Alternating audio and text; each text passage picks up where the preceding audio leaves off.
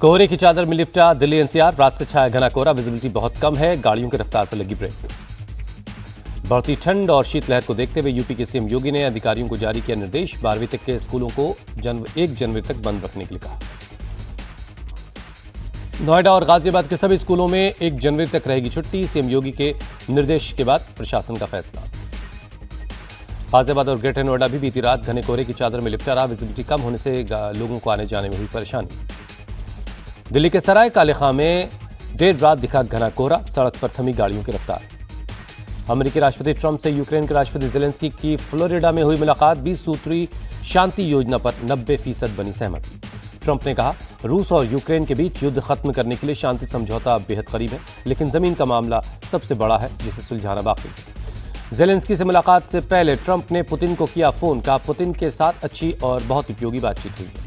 रूस ने यूक्रेन की 6 और बस्तियों पर कब्जा करने का दावा किया। यूक्रेन का दावा, उसने रूस की तेल रिफाइनरी पर हमला किया। बांग्लादेश में हिंदुओं को फिर से टारगेट किया गया। फिरोजपुर जिले में एक हिंदू के घर को बाहर से बंद कर आग लगा दी गई। आगजनी से घरों के अंदर का सारा सामान जलकर खाक हो गया। लोगों ने किसी तरह से अपनी जान बचाई। बांग्लादेश ने अल्पसंख्यकों पर हमले को लेकर दी सफाई। कहा, ये अलग अलग आपराधिक घटनाएं हैं। छात्र नेता उस्मान हादी की मौत पर बांग्लादेश का बड़ा आरोप। हत्या के 2 आरोपी भारत में छिपे, वारदात के बाद सीमा के रास्ते फरार हुए। हादी के हत्यारों पर बांग्लादेश का झूठ बेनकाब हुआ। भारत में आरोपियों के छिपने की बात को बीएसएफ ने नकारा। बांग्लादेश में चुनाव से पहले नेशनल सिटीजन्स पार्टी ने जमात इस्लामी के साथ गठबंधन में शामिल होने का ऐलान किया। एनसीपी का गठन शेख हसीना के खिलाफ आंदोलन करने वाले छात्र नेताओं ने किया था। जमात इस्लामी के साथ गठबंधन के ऐलान से नेशनल सिटीजन्स पार्टी में फूट पड़ी। पार्टी के कई बड़े चेहरे फैसले से नाराज हैं। एक प्रमुख चेहरा डॉक्टर तस्नीम ने एनसीपी से अलग होने का ऐलान कर दिया है। बीएनपी की नेता खालिदा जिया की तबीयत बेहद खराब है। 11 दिसंबर से वेंटिलेटर पर है बांग्लादेश की पूर्व प्रधानमंत्री। बीजेपी ने बांग्लादेश हिंसा को मालदा और मुर्शिदाबाद दंगों जैसा बताया। कहा, ममता बनर्जी के राज में हिंदुओं को बनाया गया था निशाना। उनकी चुप्पी चरमपंथियों को बढ़ावा दे रही है। एआईएमआईएम चीफ असदुद्दीन ओवैसी ने बांग्लादेश में हिंदुओं पर अत्याचार की निंदा की। कहा, पड़ोसी देश में स्थिरता भारत की सुरक्षा के लिए बहुत जरूरी है। कांग्रेस नेता सलमान खुर्शीद ने बांग्लादेश में हिंसा पर जताई चिंता। भारत सरकार से मामले में दखल की अपील की। फारूक अब्दुल्ला ने बांग्लादेश में हो रही हिंसा पर कहा, वो अलग देश है, वहां भी अमन के साथ चुनाव होना चाहिए। मौलाना शहाबुद्दीन रजवी के मुसलमानों से अपील, बांग्लादेश हिंसा के खिलाफ हिंदुओं के साथ मिलकर आवाज उठाएं। लखनऊ में बांग्लादेश हिंसा को लेकर आक्रोश। वीएचपी और बजरंग दल के कार्यकर्ताओं ने अंतरिम सरकार का पुतला जलाया। अहमदाबाद के दौरे पर गृहमंत्री अमित शाह का राहुल गांधी पर तंज। बोले, अभी हार से थकिए मत, बंगाल और तमिलनाडु में हारना तय है। अमित शाह बोले, 2029 में फिर बनेगी पीएम मोदी के नेतृत्व वाली सरकार। देश की जनता को बीजेपी पर भरोसा है। आज आसाम के दौरे पर जाएंगे गृहमंत्री अमित शाह। कई प्रोजेक्ट्स का उद्घाटन करेंगे। पश्चिम बंगाल की सीएम ममता बनर्जी आज कोलकाता में दुर्गा आंगन का शिलान्यास करेंगी। 261 करोड़ की लागत से 2027 में बनकर तैयार होगा। महाराष्ट्र में बीएमसी चुनाव से पहले अजित पवार ने किया बड़ा ऐलान। पिंपरी चिंचवाड़ में शरद पवार के साथ मिलकर लड़ेंगे चुनाव। अजित पवार ने कहा, दोनों परिवार साथ आ रहे हैं, लोगों की यही भावना थी। बीएमसी चुनाव को लेकर सीएम फडणवीस बोले, महायुति में सीट बंटवारे को लेकर सकारात्मक बातचीत, गतिरोध खत्म होगा और गठबंधन बनेगा। वंचित बहुजन अघाड़ी के साथ गठबंधन पर बोले महाराष्ट्र कांग्रेस अध्यक्ष हर्षवर्धन सपकाल, दोनों ही दल विचारों के मेल के साथ आगे बढ़ेंगे। राज ठाकरे से गठबंधन पर उद्धव ठाकरे बोले, महाराष्ट्र और मराठी के लिए आए एमएनएस के साथ बीजेपी ने हमेशा हमारा गलत इस्तेमाल किया। महानगर पालिका चुनाव में ओवैसी की पार्टी को मुसलमानों पर भरोसा, सबसे ज्यादा मुसलमानों को उम्मीदवार बनाया। बीजेपी नेता किरीट सोमैया का बड़ा दावा। कहा, मुंबई में मुस्लिम प्रजनन दर हिंदुओं से दोगुनी, एनएफएचएस रिपोर्ट का हवाला दिया। कांग्रेस सांसद मणिकम चैगोर ने संघ की तुलना अल कायदा से की। कहा, नफरत की नींव पर बना है आरएसएस, इनसे सीखने जैसा कुछ भी नहीं। आरएसएस की तुलना अल कायदा से करने पर भड़की बीजेपी। कहा, वोट बैंक के लालच में कांग्रेस हिंदू सनातन और देश के अपमान के बाद राष्ट्रवादी संगठन को निशाना बना रही है। मणिकम चैगोर के बयान पर आरएसएस का पलटवार। इंद्रेश कुमार बोले, अल कायदा से तुलना कांग्रेस नेताओं के बौद्धिक और मानसिक दिवालियापन को दिखाता है। मणिकम चैगोर के बयान पर वीएचपी हमलावर विनोद बंसल बोले, कांग्रेस ने कट्टरपंथियों और आतंकियों को पाला, आतंकी को बचाने रात में सुप्रीम कोर्ट पहुंचे थे लोग। दिग्विजय सिंह के आरएसएस की तारीफ करने पर सीएम फडणवीस बोले, लोग समझ रहे हैं संघ ने देश को नई ऊंचाई पर ले जाने का काम किया। आरएसएस ने हमेशा समानता की भावना को बढ़ावा दिया। कांग्रेस अध्यक्ष खड़गे ने बीजेपी पर साधा निशाना, बोले बीजेपी बांटने का और हम जोड़ने का काम करते हैं। कांग्रेस ने धर्म को आस्था माना, बीजेपी ने इसे राजनीति बना दिया। कांग्रेस मुक्त भारत का सपना देखने वालों को खड़गे का जवाब, कहा कांग्रेस एक विचारधारा ये कभी खत्म नहीं होगी, संविधान और लोकतंत्र की रक्षा के लिए लड़ाई जारी रहेगी। बीजेपी ने कांग्रेस पर साधा निशाना, कहा बंटवारा और पीओके कांग्रेस की देन है। इन सीनियर नेताओं ने भी माना है पार्टी में अब नहीं है लोकतंत्र। जेडीयू नेता राजीव रंजन प्रसाद का बयान, बोले देश के लोकतंत्र के लिए विपक्ष का मजबूत होना बहुत जरूरी है।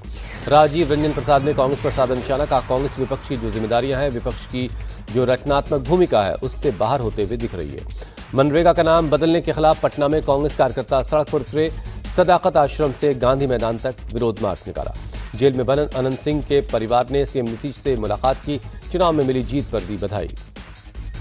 बिहार में क्राइम रेट्स को कम करने पर सरकार का फोकस है, हर जिले में तैयार हो रही है भू माफियाओं की list, deputy CM Vijay Sinha का बयान। गांधी विरोधी बीजेपी ने गरीबों से रोजगार का हक छीना, बिहार कांग्रेस चीफ राजेश राम ने लगाया आरोप। ओडिशा के दौरे पर मुख्य चुनाव आयुक्त ज्ञानेश कुमार भुवनेश्वर में परिवार के साथ उदयगिरी और खंडगिरी गुफाओं का दौरा किया।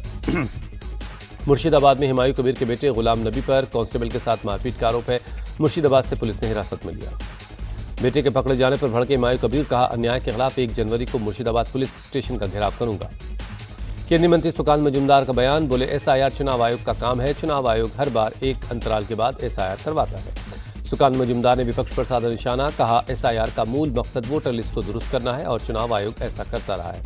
उत्तर प्रदेश के उप मुख्यमंत्री ब्रजेश पाठक बोले एसआईआर को लेकर समाजवादी पार्टी के पेट में दर्द इसलिए हो रहा है क्योंकि बिहार में एसआईआर के बाद चुनाव में आरजेडी का सूपड़ा साफ हो गया।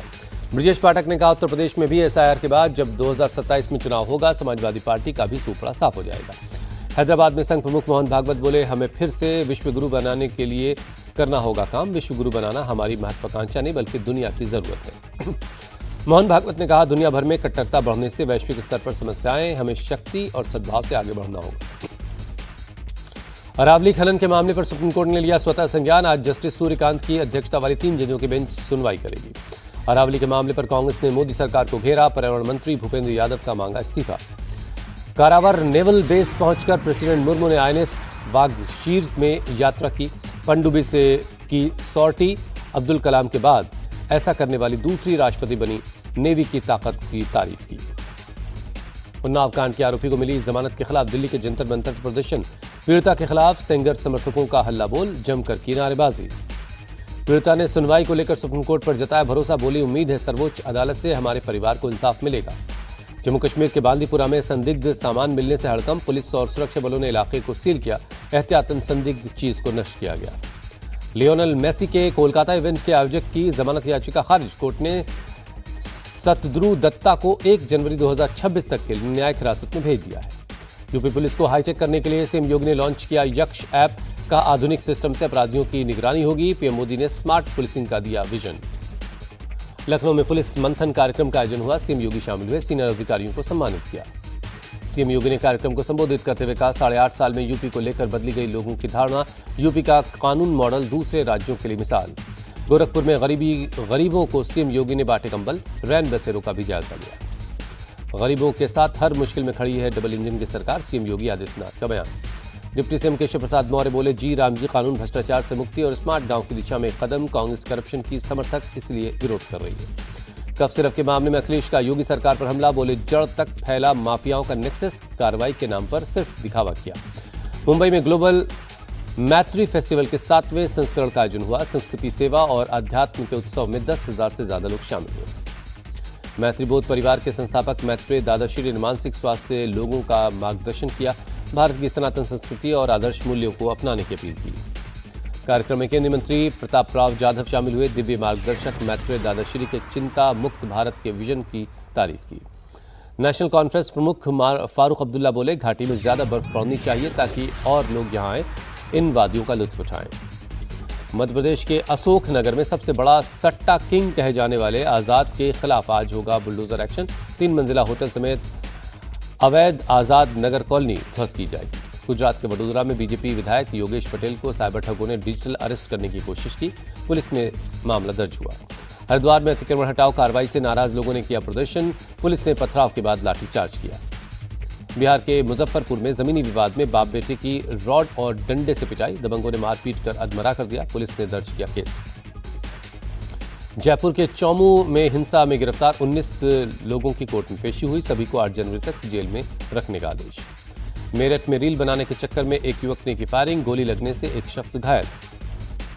एमपी के सीहोर में दर्दनाक हादसा, कुएं में ब्लास्टिंग के लिए डेटोनेटर ले जा रहे शख्स की बाइक में ब्लास्ट हो गया, 20 साल के युवक की मौके पर ही मौत। गुजरात के बोटाद इलाके में दर्दनाक सड़क हादसा, पिकअप वैन पलटने से 2 लोगों की मौत, 26 लोग जख्मी हो गए। जम्मू कश्मीर के हंदवाड़ा में मवेशियों के 2 शेड जलकर खाक, कड़ी मशक्कत के बाद आग पर काबू पाया गया। दिल्ली में नए साल से पहले सुरक्षा बढ़ाई गई, पुलिस ने चलाया गाड़ियों की चेकिंग का अभियान। ड्रंक एंड ड्राइव को लेकर भी पुलिस ने छेड़ी मुहिम, आने जाने वाली गाड़ियों की जांच की। मोहाली में पुलिस ने की मॉक ड्रिल में के साथ होटलों की भी चेकिंग की गई। इमरजेंसी रिस्पांस और भीड़ मैनेजमेंट को टेस्ट करने के लिए मॉक ड्रिल हुई, नए साल से पहले अलर्ट है पुलिस। गुवाहाटी में मेधावी छात्रों का अभिवादन समारोह हुआ, मुख्यमंत्री हेमंता बिस्वा शर्मा ने किया सम्मानित। भारतीय वुमेन्स क्रिकेट टीम ने श्रीलंका को 30 रनों से हराया, 5 मैचों की T20 सीरीज में लगातार चौथा मैच जीता। भारत ने रचा इतिहास, महिला T20 इंटरनेशनल क्रिकेट का अपना सबसे बड़ा स्कोर खड़ा किया। भारत ने श्रीलंका के खिलाफ 2 विकेट पर 221 रन बनाए, वेस्टइंडीज के खिलाफ भारत का स्कोर 217 रन था। 222 रन का टारगेट चेस करने उतरी श्रीलंका की टीम अच्छी शुरुआत के बावजूद लड़खड़ा गई, 20 ओवर में 6 विकेट गंवाकर 191 रन ही बना पाई। स्मृति मंधाना को 48 गेंदों में 80 रनों की शानदार पारी खेलने का नाम मिला, T20 करियर में 8वीं बार प्लेयर ऑफ द मैच चुनी गई।